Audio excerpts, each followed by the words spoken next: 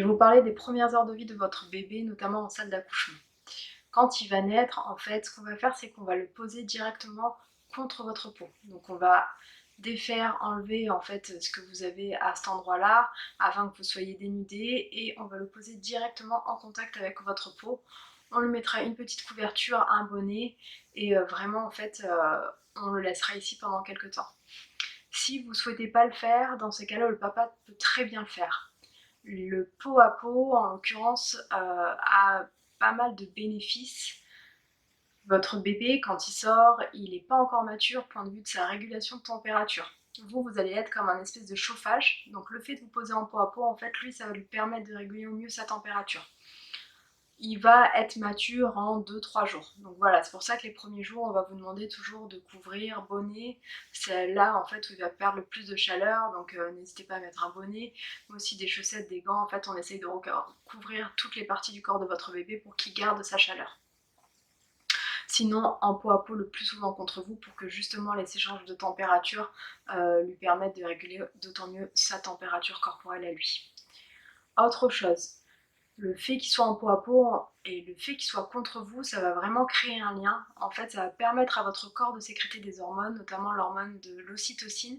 C'est celle qui va vraiment permettre de connecter votre enfant et vous, de créer ce lien maternel. Et cette hormone-là rentre aussi en jeu donc pour les contractions et pour le début de l'allaitement. D'accord? En fait, la mise en route de l'allaitement, cette hormone contribue à ça. Autre chose également, c'est que quand vous allez être en pot, quand votre bébé va être en pot à pot contre vous, ce que ça va faire, c'est que ça va diminuer son stress. Une fois qu'il est sorti, son environnement est complètement différent. De l'intérieur, il entend certains bruits, il a des odeurs, il y a pas mal de choses en fait qu'il ne va pas forcément retrouver à l'extérieur, ou s'il peut le retrouver, ça va être de façon différente. Le fait de vous le mettre en fait contre vous, ça va lui permettre de sentir votre odeur, donc ça, ce qui va être reconnu, vu que vous avez la même odeur à l'intérieur. Votre voix aussi, même si elle est différente, il reconnaîtra votre voix et il reconnaîtra également les battements de votre cœur.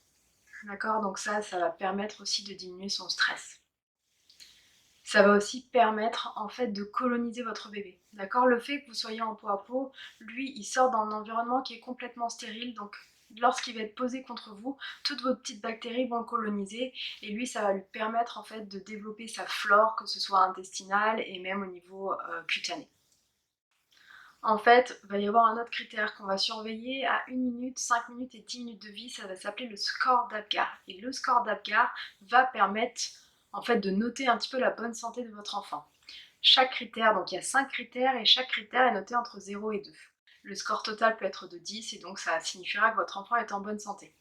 Au niveau des paramètres en fait qu'on va surveiller, donc les 5 paramètres, ça va être la respiration, son rythme cardiaque, sa couleur, son tonus et sa réactivité, donc comment il se comporte. D'accord? Donc ça à 1 minute, 5 minutes et 10 minutes de vie. Juste avant le retour en chambre, en fait, votre bébé va être récupéré et pendant que vous aurez vos soins, lui aussi va en avoir. Ce qu'on va faire, donc, c'est qu'on va couper son cordon et mettre une petite pince à cet endroit-là. On va également lui injecter de la vitamine K. Alors cette vitamine K, qu'est-ce que c'est exactement? Ça va être un facteur de coagulation.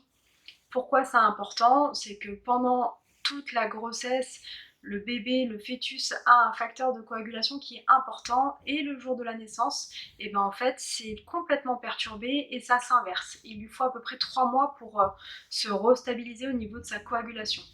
C'est pour ça que c'est important de lui donner en fait de la vitamine K. Ça va vraiment prévenir les risques hémorragiques qu'il peut avoir. Soit par injection, une injection en fait suffira, soit par dose orale.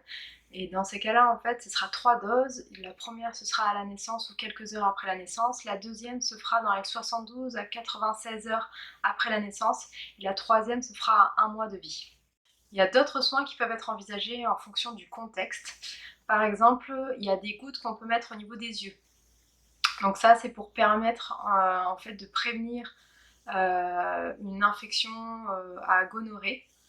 Un mot un peu compliqué, mais en clair, elle n'est pas forcément obligatoire. Elle se fait dans certains cas si vous avez des antécédents de maladies sexuellement transmissibles, chez les parents, donc chez les deux. Si vous avez des risques d'être contaminé même pendant la grossesse, si vous avez une grossesse qui est mal suivie,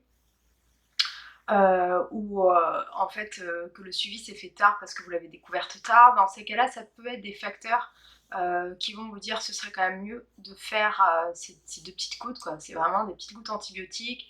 Voilà, on met une goutte dans chaque œil et puis c'est fini. Mais voilà, c'est pas obligatoire, faut le savoir.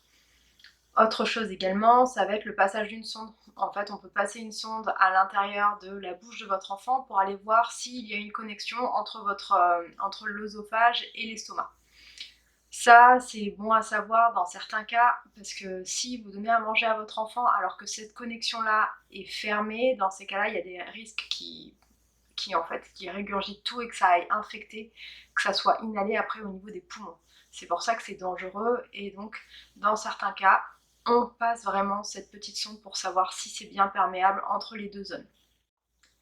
On a aussi une petite sonde à passer au niveau de l'anus, donc ça, si votre bébé a fait caca, on n'aura pas besoin de le faire. S'il n'y a pas eu de méconium à la naissance ou dans le ventre, et ben cette petite sonde, elle va nous permettre de savoir si c'est bien ouvert en bas, tout simplement.